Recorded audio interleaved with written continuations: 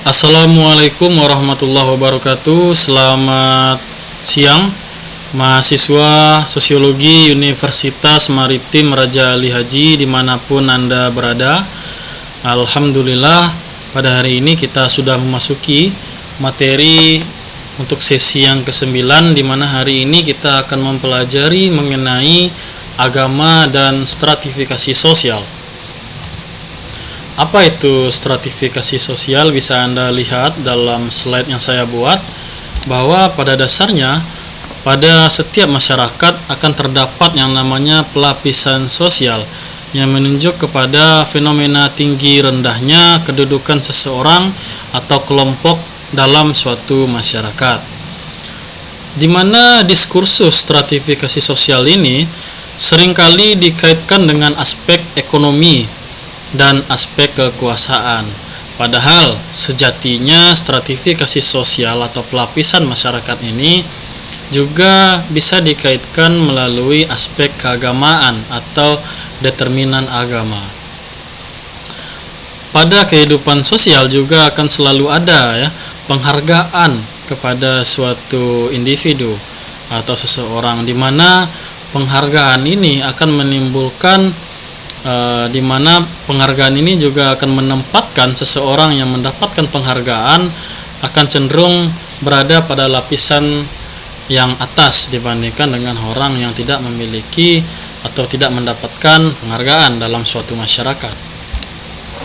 Menurut Pitirim Sorokin yang mengemukakan sistem pelapisan masyarakat dikenal dengan istilah social stratification, di mana ada ukuran-ukuran yang dipakai untuk menggolongkan masyarakat. Adapun ukuran-ukuran yang dipakai tersebut, yang pertama adalah ukuran kekayaan. Biasanya orang yang memiliki kekayaan atau memiliki kelebihan harta akan cenderung lebih dihormati dalam suatu masyarakat. Yang kedua adalah ukuran kekuasaan. Orang yang memiliki kekuasaan lebih akan cenderung lebih dihargai dalam sebuah masyarakat. Yang ketiga adalah ukuran ilmu pengetahuan. Begitupun dengan orang yang memiliki tingkat pengetahuan yang lebih tinggi dalam suatu masyarakat akan lebih dihargai dalam sebuah masyarakat.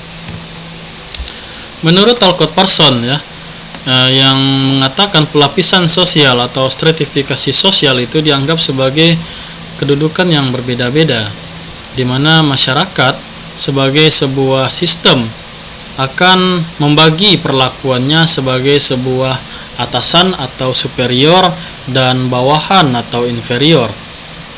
Kedudukan yang bermacam-macam itu dianggap sebagai fenomena sistem sosial yang mendasar.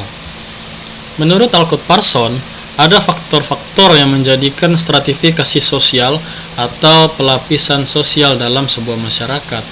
Yang pertama adalah dimensi usia.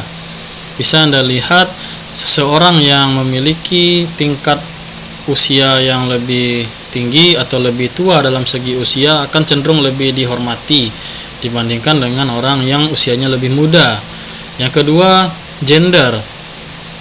Seseorang yang memiliki jenis kelamin laki-laki pada masyarakat yang budaya patriarkinya sangat kuat akan cenderung lebih dihormati dibandingkan dengan seseorang yang berjenis kelamin perempuan. Selanjutnya, terkait dengan status dan kekuasaan, sama seperti yang diutarakan oleh Pitirim Sorokin, seseorang yang memiliki kekuasaan lebih tentu akan lebih dihormati dibandingkan dengan orang yang tidak memiliki kekuasaan. Lalu ada agama. Faktor agama ini bisa dilihat seseorang yang memiliki tingkat pengetahuan agama yang lebih tinggi atau memiliki tingkat kesalehan yang selalu mengikuti menerapkan ajaran-ajaran agamanya akan cenderung lebih dihormati dalam suatu masyarakat. Selanjutnya ada kelompok etnis atau ras. Nah, contohnya di sini bisa saya ambil kepada masyarakat di Timur Tengah, khususnya masyarakat Yahudi yang ras Yahudi. Mereka pernah mengatakan bahwa mereka adalah ras yang unggul dibandingkan dengan ras manusia-manusia pada belahan bumi lainnya.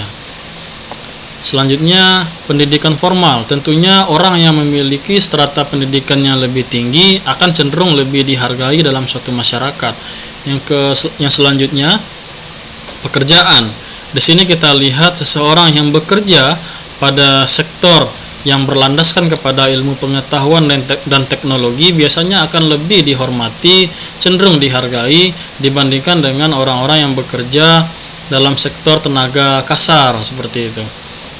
Dan yang terakhir adalah dimensi ekonomi, di mana orang-orang yang memiliki tingkat ekonomi atau kemampuan ekonomi yang lebih tinggi akan cenderung lebih berada dalam lapisan atas dalam suatu masyarakat. Selanjutnya, bagaimana hubungan agama dengan stratifikasi sosial?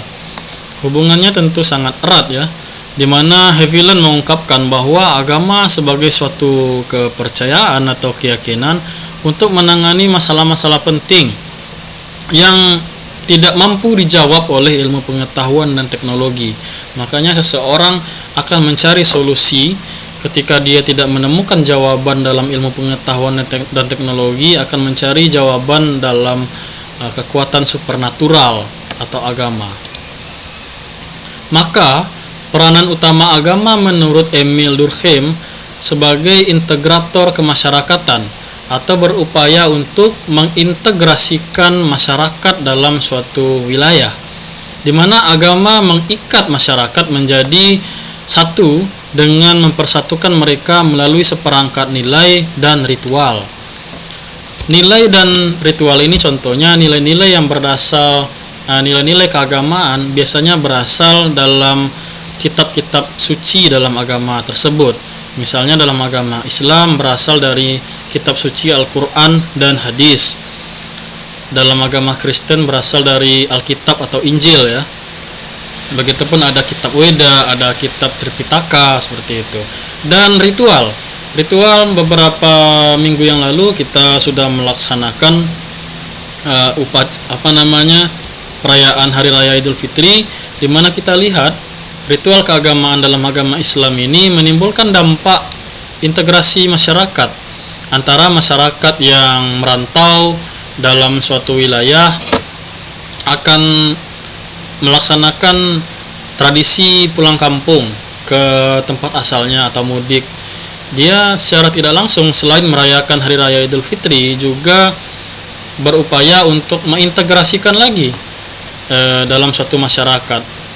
Orang rantau ini akan menemui keluarganya, menemui orang tuanya, menemui teman-teman lamanya semasa dia kecil, akan menimbulkan upaya integrasi dalam suatu masyarakat tersebut.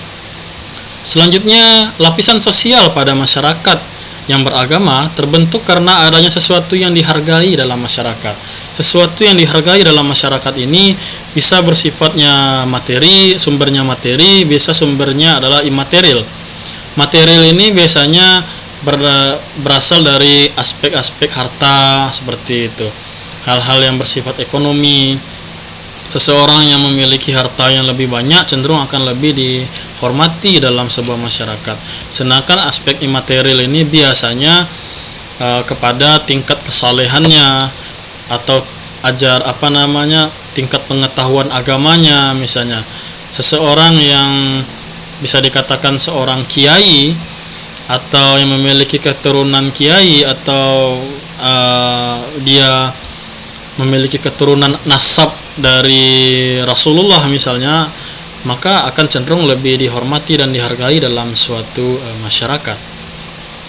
Lalu bagaimana stratifikasi agama menurut Max Weber? Yang pertama adalah kelompok menurut Max Weber itu ada yang namanya religious elite. Yang kedua, religius massa.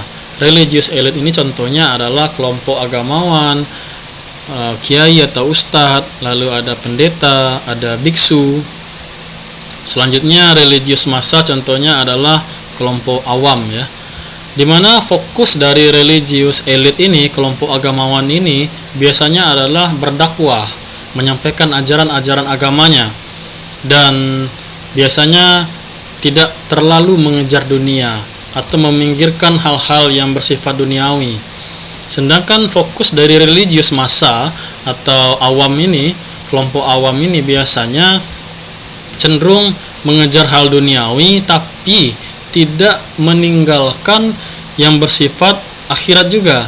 dia misalnya bekerja sebagai seorang sopir mengendarai kendaraan, tapi dia tidak meninggalkan sholat atau tidak meninggalkan ibadah puasa misalnya sebagai penganut agama Islam, atau dia tidak meninggalkan ibadah-ibadah ke gereja setiap hari minggunya bagi penganut agama Kristen, seperti itu. Maka menurut Max Weber, kaum awam atau religius massa ini yang akan menafkahi dari kaum religius elit, dan ini bentuk relasi antara religius massa dengan religius elit. Religius massa, relasi ini terbentuk agar kaum awam atau religius massa mendapatkan doa dari kaum religius elit. Selanjutnya, Clifford Geertz membagi tiga stratifikasi keagamaan atau pelapisan masyarakat pada kebudayaan masyarakat Jawa ya. Yang pertama ada kelompok abangan, yang kedua ada kelompok santri, dan yang terakhir ada kelompok priai. Di mana kelompok abangan orientasi sosialnya adalah petani, di mana sistem keagamaan masyarakat Jawa pada saat itu adalah hasil integrasi dari animisme atau yang mempercayai hal-hal yang bersifat benda-benda, Hindu dan Islam.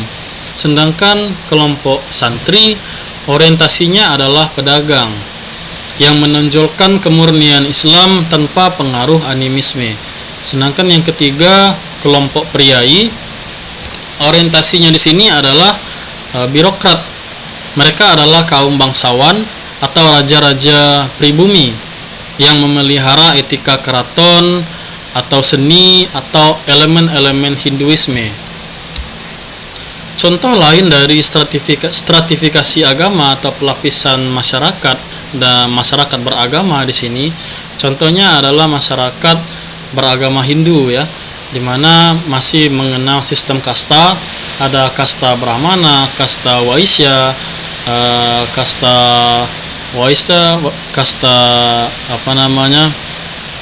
Sudra misalnya ya, dimana kasta Brahma, Ksatria, Waisya, dan Sudra ini berlandaskan kepada keahlian atau pekerjaan-pekerjaan tertentu. Namun implikasinya ini atau dampaknya kepada keturunan mereka, dimana jikalau ayah atau orang tuanya memiliki kasta Waisya, maka otomatis anaknya akan memiliki kasta Waisya, seperti itu. Begitupun orang yang memiliki atau orang tuanya memiliki kasta Brahma, maka otomatis anaknya atau keturunannya akan memiliki kasta Brahma. Selanjutnya contoh lain dalam agama Kristen ya, menurut Thomas Oddea, di mana dibagi ke dalam tiga kelompok, yaitu kelompok pengurus gereja, kelompok bangsawan, dan kelompok rakyat kebanyakan. Seperti itu. Menurut Glock and Stark, bahwa kelas sosial mempunyai pengaruh besar ya terhadap partisipasi kegiatan keagamaan. Menurutnya orang-orang yang miskin atau yang memiliki harta yang kurang atau kurang dalam hal ekonomi akan kurang dilibatkan dalam aktivitas gereja, dan mereka juga kurang mendapatkan informasi keagamaan. Namun menariknya, orang-orang yang miskin ini cenderung lebih emosional, lebih taat dalam menjalankan ajaran agamanya dibandingkan dengan orang-orang yang kaya. Seperti itu. Lalu bagaimana stratifikasi dalam agama Islam menurut Ali Syariati? Ali Syariati membagi dalam dua kelas, yaitu kelas Kabil dan kelas Habil.